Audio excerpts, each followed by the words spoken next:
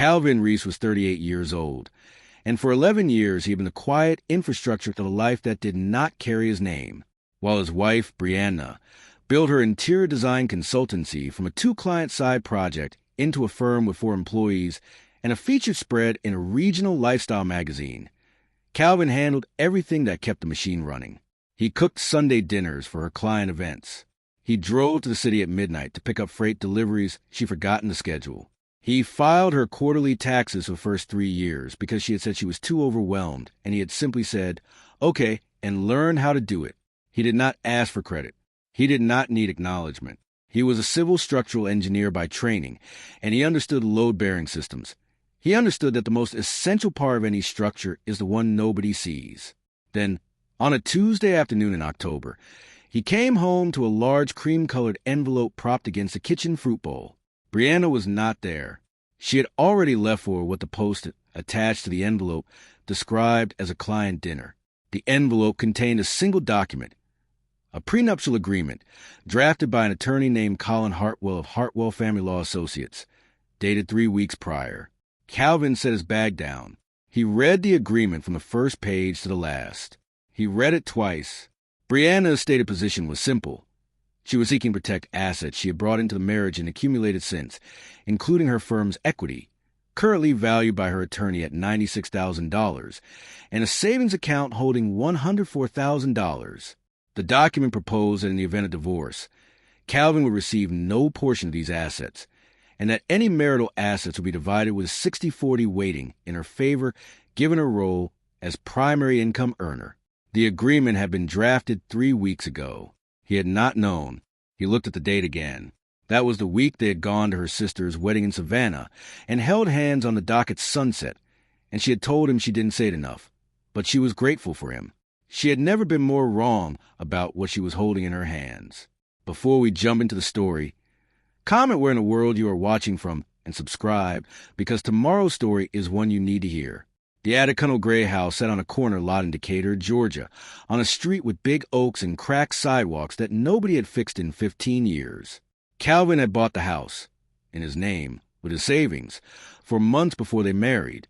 He had spent 2 weekends a month for the first year doing the renovation work himself, replacing the rotted deck boards, remortaring the front steps, installing the kitchen island that Brianna had pointed at in the catalog and said, "I want that." He had built a version of it by hand. On a typical Thursday morning, the kitchen smelled of dark roast and buttered toast. Calvin made breakfast before Brianna woke, not because she asked him to, but because his mother had done the same for his father, and it was simply what people who loved each other did. He moved efficiently in the space, the cast iron already hot, the eggs scrambled soft the way his daughter Lily, 10 years old and particular about everything, preferred them. Lily sat at the island doing math homework in her school uniform, pencil tapping. Brianna came downstairs at 7:45 in a linen blazer, her portfolio bag over one shoulder, her phone in her hand. She crossed the kitchen and poured coffee without looking at the stove or the plate Calvin had already set out. She said, "I have the Peachtree presentation at 9. I might be late tonight." She kissed Lily on the top of the head. She did not say good morning to Calvin. He noticed. He didn't remark on it. What Brianna had never asked about, not once in 11 years, was a metal filing cabinet in the 3rd bedroom that served as Calvin's home office. It sat against the wall between his drafting table and the window. She had decorated around it without ever opening it. He kept his personal accounts in it, his consulting invoices, his receipts, 3 leather-bound notebooks filled with project notes going back to 2013, and 1 blue folder that he had not touched in almost 2 years. She had never asked about it. He had never offered. The blow came on a Thursday evening, 18 days after he found the prenup envelope. He had held quiet in the interim, reading the document again, researching the firm Hartwell Family Law Associates, checking the timestamps on the document's metadata, when he scanned it, which confirmed it had been created on October 3rd and last modified on October 14th. He had said nothing to Brianna. That evening Brianna came home, sat across from him at the kitchen table, and told him she needed to talk. Her voice was measured. She had rehearsed this. She told him that she had consulted with an attorney, because she felt they were at a point in their careers where it made sense to protect what each of them had built independently. She used the phrase independently twice. She pushed the prenup envelope across the table. She said, "I'd like you to look at this and sign it by the end of the month." Then she stood and went upstairs. She did not ask what he thought. She did not ask if he was okay. She had constructed a version of this conversation that had no room for his response, and she had delivered it cleanly and left. Calvin sat with his hands flat on the table. A structural engineer learns early that the worst failures are never the ones you don't anticipate. They are the ones you watch coming and don't interrupt in time. He was not going to make that mistake. He was still, the way a surveyor goes still before he takes a measurement, not frozen, calibrating. He began that night. He was thorough because thoroughness was the only way he knew how to work. He pulled up their joint checking account, open since 2015. In the past 14 months, Brianna had made 41 transfers from a joint account to an account he didn't recognize, a routing number he ran through their bank's cross-reference tool and identified as a personal account at a credit union. The transfers range from $1,800 to $4,300 each. The total across all 41 transfers was $112,600. They were all made between the 5th and 15th of each month, always described in the memo field as home expenses. Their actual home expenses, utilities, insurance, groceries, were handled by standing auto payments. There were no corresponding receipts for $112,600 in home expenses. He opened her business account, to which he had been an authorized user since 2017, when she needed someone to manage deposits during a period she'd been traveling. She had forgotten to remove him. He was deliberate about what he looked at. Nothing proprietary, nothing client-related. He was looking for a single name.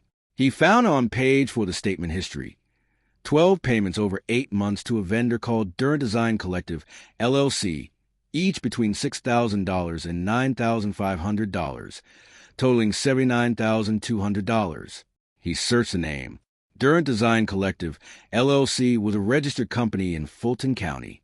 Its registered agent was a man named Tobias Durant.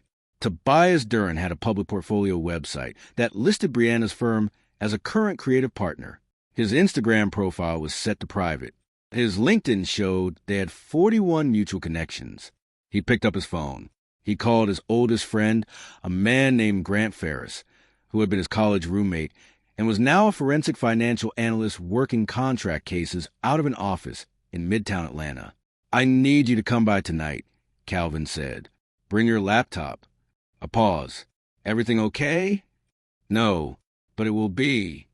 He called Brianna at 9:15. She picked up on the third ring, already with the careful brightness of someone who had been waiting to manage a reaction. "I read through the document," he said. His voice cracked, just slightly, precisely where he intended it to. I'm trying to understand what this means for us. I thought we were good. I thought we were." He let the pause sit. "I love you. I just need to understand what happened." The relief in her voice was immediate. She said, "Oh, baby, this isn't about love." She said, "This is just practical." She said, "I should have talked to you first, and I'm sorry. I just didn't know how to bring it up." She said, "We're going to be fine. This is just paperwork." He said, "Okay." He said, "I just needed to hear your voice." She said she would be home by 10. He set the phone on the kitchen counter. He stood at the sink and looked at the backyard. The deck he had rebuilt board by board. The garden bed along the south fence. The oak tree Lily had planted from a seedling as a third-grade project. The yard was dark. The oak was a silhouette. In the quiet of that kitchen, surrounded by everything he had built with his hands and his years and his uncomplaining steadiness, Calvin stood perfectly still. It was not the stillness of a man who was defeated. It was the stillness of a man who had already decided what to do and was giving the plan room to breathe. Grant Ferris arrived at 9:45. He set his laptop on the kitchen island, accepted a cup of coffee, and sat down. Calvin laid out the documents the way he would present a project specification. In sequence, labeled with sticky tabs, nothing out of order. The joint account printouts with all 41 transfers highlighted. The business account statements with the Durant Design Collective payments circled. A printed screenshot of Tobias Durant's company registration from the Secretary of State's website. Grant Ferris didn't whistle or shake his head. He read. He turned pages. He typed. After 20 minutes, he said, "These joint account transfers." She's describing them as home expenses, but there are no corresponding disbursements from the receiving account to any utility, vendor, or contractor. None that I found. That's not sloppy record keeping. That's a pattern with intent. He kept reading. The Durant payments from the business account. These are being logged as vendor fees? Design contractor. And what did he deliver for $79,000? I haven't found a single project file, invoice breakdown, or deliverable associated with his name in the 3 years I've had access to the account. Grant Ferris closed the folder and looked at him. Okay. He pulled up his phone. I know someone. Her name is Sandra Morrow. She handles matrimonial asset cases, specifically situations where marital funds have been redirected prior to a separation. She's thorough and she's not cheap. He paused. Want me to make a call? Calvin nodded. Do it, but tell her I don't want to move on anything yet. I need everything documented first. Grant Ferris put the phone to his ear and stepped into the hallway. Calvin refilled his own coffee and stood at the counter. The house was quiet. Lily had been asleep since 8:30. He could hear the furnace cycling on. He thought about the word independently, the way Brianna had used it twice. The next morning, after Brianna left for the office and Lily left for school, Calvin went to the third bedroom. He opened the filing cabinet, the one Brianna had never asked about, and pulled out the blue folder. Inside it were the documents for a consulting practice he had quietly maintained since 2016 under the name Restructural Consulting, LLC. He had structured it separately from their household finances because it was work he did on evenings and weekends, projects he took on referral only, billed at $220 per hour. He had not expanded it aggressively because there was always something else that needed doing: Brianna's client events, Lily's school schedule, the house. But he had not let it go quiet either. The last filed tax return for Restructural Consulting, LLC, showed $84,000 in gross consulting revenue for the prior year. His accountant, a careful man named Lloyd Callahan, handled the filings. Calvin called Lloyd Callahan that morning and asked him to prepare a 3-year revenue summary and a current business valuation. Lloyd Callahan said he'd have it within 48 hours. Then Calvin opened his email and sent 4 messages to project contacts at a municipal engineering firm in Marietta, a developer in Sandy Springs, an architecture group in Buckhead, and a former university colleague who was now a department chair at Georgia Tech and had been asking for 2 years whether Calvin had any interest in a part-time adjunct role in the structural engineering program. The responses came in by afternoon. All 4 replied within 4 hours. The Marietta firm had 2 bridge assessment projects they had been hoping he could consult on. The developer wanted a structural review for a mixed-use build in Roswell, projected to run 6 months at $18,000. The architecture group asked if he was available for a retainer arrangement going forward. He read each email carefully. Then he looked at the desk, the blue folder, the revenue summary Lloyd Callahan had already emailed in draft form, the 4 open email threads, the notes he had made over the past 72 hours. He had been putting this off because there was always something that needed doing for someone else. He looked at the numbers. $84,000 last year from a practice he'd been running at half capacity. He thought about what full capacity looked like. He was never small. She had just stopped looking. Brianna called on a Wednesday and asked if they could have lunch. She suggested the Café on Ponce, the one with the good salads, the one she liked. She said she wanted to talk through things calmly and figure out next steps. Her words, next steps. He arrived first. When she walked in, he had already ordered her a lavender oat milk latte without being asked. She smiled when she saw it. She sat across from him and thanked him. She called it sweet. She was warm across lunch. She talked about a project going well, about Lily's upcoming recital. She brought up the prenup gently, the way you bring up something you've already decided has been resolved. She outlined a version of their separation. Because yes, she said, she did want to separate. She hoped they could do this kindly, in which they would sell a house and split the equity. She would retain the business assets. Calvin would get his retirement accounts, and they would co-parent without attorneys if possible. She said this last part while touching his hand across the table. She said she just wanted what was fair. He said, "I just want what's best for everyone." She drove away from that lunch with her phone already to her ear. That evening, Grant Ferris forwarded Calvin a voice note he had been given access to through a digital forensics contact, captured from a call Brianna made on her cell within minutes of leaving the cafe. She was speaking to Tobias Durrant. She said he's going to be fine. He's going to be compliant. You know how he gets. He just needs to feel heard. Then she laughed. She said, "He doesn't even have an attorney yet." Calvin read the transcript of the note twice. He set the phone face down on his drafting table. The meeting with Sandra Morrow was set for Thursday of the following week. Brianna had no idea. On the Monday before the meeting, Calvin signed a 6-month consulting contract with a Marietta municipal engineering firm, $31,500 for 2 bridge assessment projects, with a renewal option. He printed it and placed it in the third accordion folder on his desk, behind the business valuation Lloyd Callahan had completed, behind the 3-year revenue summary, behind the asset documentation Sandra had requested. He organized the folders in the order Sandra had specified. Then he organized his personal documents.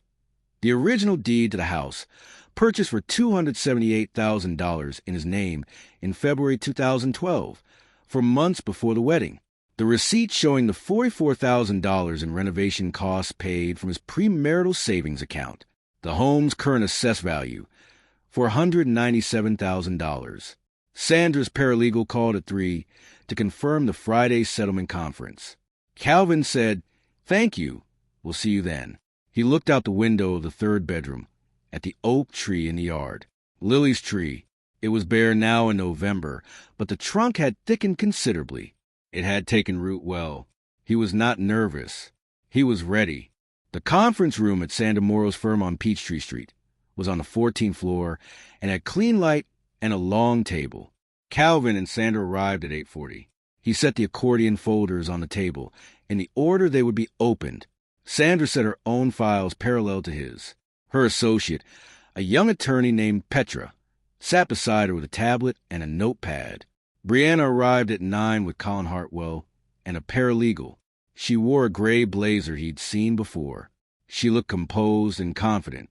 She looked across the table at Calvin and offered him a brief, careful smile, the kind of smile you give someone you've already mentally relocated to a smaller life. Hartwell opened by referencing the prenup and suggesting both parties were there to reach an efficient resolution. He framed the settlement as straightforward. He listed Brianna's assets. He referenced a marital home and proposed a sale with a 60-40 split of equity. He did not mention the house's ownership history. Sandra let him finish. Then she opened the first folder. "We'll start with the marital home," she said. She placed the original deed in front of Hartwell. The property at Glendale Drive was purchased on February 19th, 2012, in Mr. Reese's name alone, using funds from a savings account he held individually for months prior to the marriage. Under Georgia law, this is separate property. It is not subject to equitable distribution. Brianna's composure shifted slightly, not visibly to most people. Calvin noticed. Sandra opened the second folder. Mr. Reese also maintains an independent consulting practice, Reese Structural Consulting, LLC, established in 2016. This is a separate business entity, funded without marital assets. The 3-year gross revenue average is $79,400 annually. The current business valuation, prepared by a certified CPA, places the practice's value at $218,000. She placed the valuation on the table. Brianna looked at the document. Then she looked at Calvin. He held her gaze. Sandra opened the third folder. "We have documented 41 transfers from a joint marital checking account over the past 14 months, totaling $112,600, described in memo fields as home expenses. We have no corresponding vendor receipts, utility records, or household disbursements to account for these funds. We also have 12 payments from Mrs. Reese's business account to an entity called Durrant Design Collective, LLC, totaling $79,200, with no deliverables, invoices, or project documentation on file. These will be referred to the Fulton County DA's office for review of potential marital fraud." Hartwell said, "I'd like to request a recess." Sandra said, "No, we're not finished." The fourth folder held the voice note transcript. Sandra read the relevant portion aloud. The line about how he just needs to feel heard. The line about how he doesn't even have an attorney yet. Without inflection, as if reading a weather report. Brianna's attorney put a hand on her arm. Brianna moved her arm away. Calvin waited until the room was fully quiet. Then he spoke directly to her. "I kept this house. I raised Lily on the days you were building your business. And I did it without asking you to slow down. I filed your taxes for 3 years because you were overwhelmed, and I never once held it over you. I did all of it because I thought that was what people who loved each other did." He did not raise his voice. "You planned this while I was cooking breakfast. I need you to understand who you decided to underestimate." He stood, adjusted the collar of his jacket, and walked out. Sandra and Petra stayed at the table. He did not look back. The settlement was finalized 6 weeks later. The house remained Calvin's, confirmed as separate property. He retained full equity, $497,000 minus the outstanding mortgage balance of $141,000, leaving $356,000 in net asset value. Lily's primary residence was with Calvin, with Brianna having liberal visitation. Brianna received her business assets and her personal accounts. The $112,600 in transferred joint funds was ordered to be repaid to Calvin as marital waste.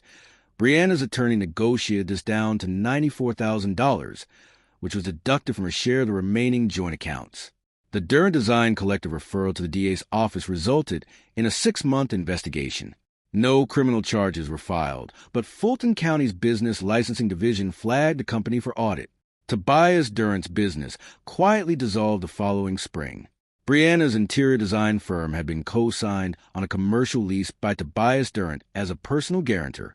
When his company dissolved, the lease guarantee collapsed and the firm's landlord issued a default notice. The firm lost its studio space in March. 2 of its 4 employees moved to other firms. The regional magazine that had featured Brianna's work quietly declined to renew their content partnership agreement. Tobias Durrant, it turned out, had told Brianna during the month of planning that he had investors lined up and a design collective that would absorb her firm under a new brand. He had been telling her what she wanted to hear. When the legal exposure became real, he went silent and then distant. He did not return her calls after December. In February, Brianna's sister, who had never particularly liked him, texted Calvin a single line. She finally sees it. He did not respond. 14 months after the settlement conference, Calvin was in the kitchen of the Glendale Drive house at 6:45 in the morning. The house smelled of coffee, and the cast iron was already on. Lily was at the island doing something on her tablet, a school project about ecosystems. She had explained in detail the night before, with the earnest specificity of a child who had inherited her father's relationship to precision. He was now 40 years old. Restructural Consulting, LLC had 3 active retainer clients, and had brought in $131,000 in the prior fiscal year. He had accepted the Georgia Tech adjunct role, 1 course per semester in structural systems, Tuesday and Thursday mornings, and had found that he was good at it, or more precisely that the students found him useful, which was the part that mattered. He had also joined a small firm as a senior consultant on a part-time basis, reviewing load assessments for a residential development in Gwinnett County. He was doing the most technically interesting work of his career, on his own schedule, without asking anyone's permission. One Thursday morning in December, while Lily was at school, Calvin's phone lit up with a news alert. He picked it up. A regional business outlet had published a brief item about a design firm that had closed its Buckhead studio and was restructuring. The firm was Brianna's. The article was 3 sentences long. It included no quotes. He set the phone face down on the counter. He turned back to the cast iron. He cracked 2 eggs into the pan. The morning was cold and clear, the oak tree in the backyard holding its bare branches against the pale sky. Lily had asked last week if they could hang a bird feeder from it. He had said yes. He'd ordered it online, and it was somewhere in the house, still boxed. He made a note to find it after school. He thought about where to put it so she would be able to see it from her window. He felt, standing there in the kitchen he had made, nothing except quietly free. I hope you enjoyed that one. Be sure to like the video and subscribe so you don't miss the next story.